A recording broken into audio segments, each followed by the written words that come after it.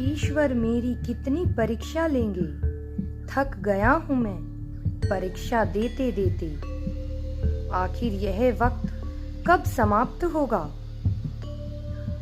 कभी कभी इस तरह के प्रश्न हमारे मन में गूंजने लगते हैं। जीवन में कई बार ऐसी परिस्थितियां आ जाती हैं कि लगता है सब कुछ झूठ है। मन में ईश्वर के प्रति अविश्वास भी उत्पन्न होने लग जाता है। ऐसा लगता है जब हम सब कुछ सही कर रहे हैं तो हमारे साथ गलत क्यों हो रहा है? हमने ऐसी क्या गलती कर दी है? जब हमने सत्य का मार्ग चुना तो हमारी इतनी परीक्षा क्यों ली जा रही है? अधर्म करने वाले खुश क्यों हैं?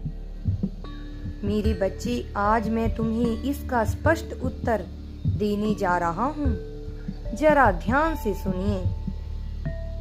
वर्तमान में व्यक्ति के जीवन में जो सुख और दुख कर्मबद्ध तरीके से आते हैं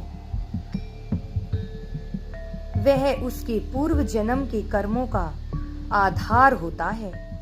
उन पर ही आधारित होते हैं। जो कर्म व्यक्ति को स्मरण नहीं होते, जैसे कोई बहुत पढ़ा लिखा हो फिर भी उसे एक नौकरी ना मिले, वहीं दूसरी ओर कोई अनपढ़ हो लेकिन करोड़ों की संपत्ति उसके चरणों में है, तो यह सब पिछले कर्मों का ही लेखा जोखा है।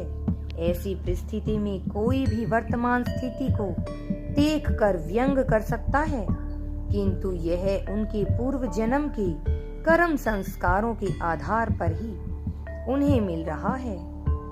हाँ मेरे बच्चे, ऐसा ही है। मेरे प्रिय बच्चे, तुम जो आज सत्कर्म कर रहे हो इसका फल तुम्हें निकट भविष्य में अवश्य ही मिलेगा।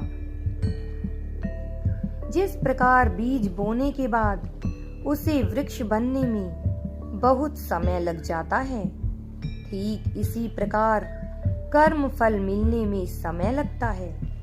मेरे प्रिय बच्चे, कर्म फल अवश्य मिलता है।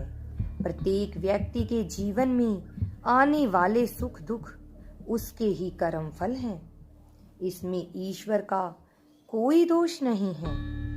ऐसे में जीवन से दुखों का नाश करने का सहज तरीका है कि आप व्यक्ति आध्यात्म का मार्ग स्वीकार कर ले। जब व्यक्ति आध्यात्मिक मार्ग पर चलते हुए सत्कर्म करना प्रारंभ करता है तो उसके पूर्व जन्म के सारे कर्म संस्कार नष्ट हो जाते हैं और वह सफलता की सीढ़ी को प्राप्त करने लगता है।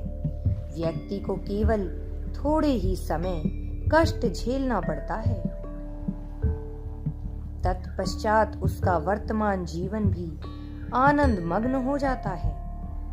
मेरे बच्चे, तुम्हें इन बातों का ध्यान रखना है और ऐसे व्यक्ति अपना वर्तमान तथा आने वाला नया जन्म सुधार लेते हैं। अगर आप भी यह विश्वास करते हैं, कमेंट में हाँ मैं तैयार हूँ जरूर लिखें। यूनिवर्स को धन्यवाद करते हुए चैनल को सब्सक्राइब जरूर करें।